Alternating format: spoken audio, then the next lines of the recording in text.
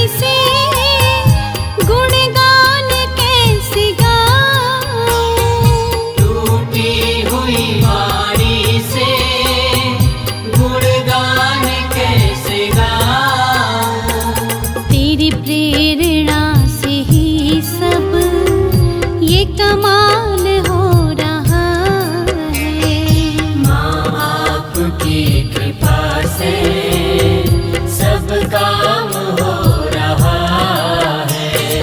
करती हो जगदम्बे, मेरा नाम हो रहा है। मैया आपकी कृपा से सब काम हो रहा है। माँ आपकी कृपा से सब काम हो रहा है।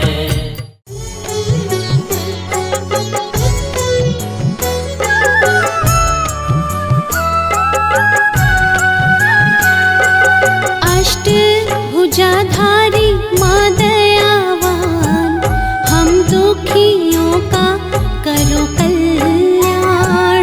अष्टभुजाधारी माँ दयावान, हम दुखियों का करो कल्याण। तुम जग जननी हम संतान, हम दुखियों का करो कल्याण। तुम जग जननी हम संतान, हम दुखियों का करो कल्याण।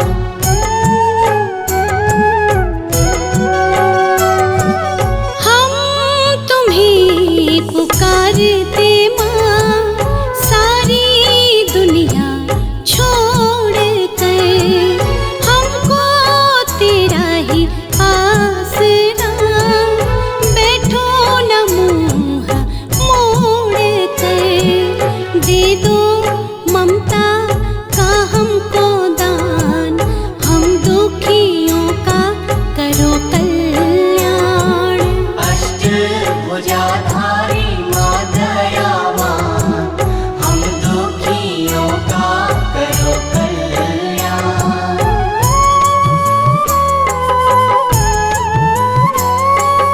वैभव तेरे तो पास है, मैया जी तीनों लोक का। फिर क्यों बादल छाया है हम पर ही शोक का।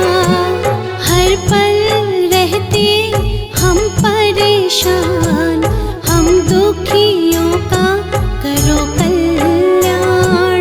अष्टभुजाधारी माँ दयावान, हम दुखियों का करो कल्याण।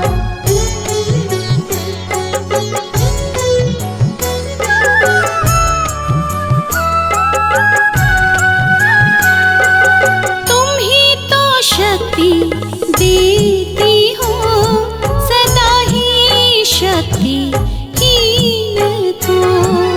करुणा चुनर की छाया से ढकती हो हर दीन को।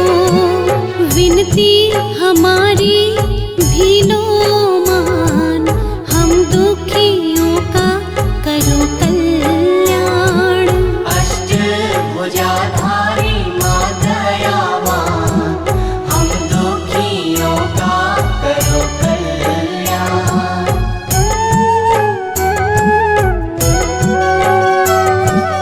हम तो जपते नाम तेरा, चाहे बुरे हैं या भले। तुम ना हमें ठुकराना माँ, अब तो लगा भी लोग ने। तुमको है सारे एक समान, हम दुखियों का करो कल्याण। अष्टभुजाधारी माँ दयावान, हम दुखियों का करो कल्याण।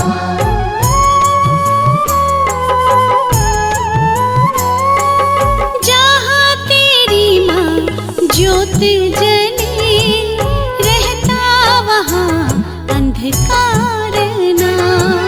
फिर क्यों उजला अब तलक हुआ ये घर बार ना। टूट के दुर्बल ये इंसान, हम दुखियों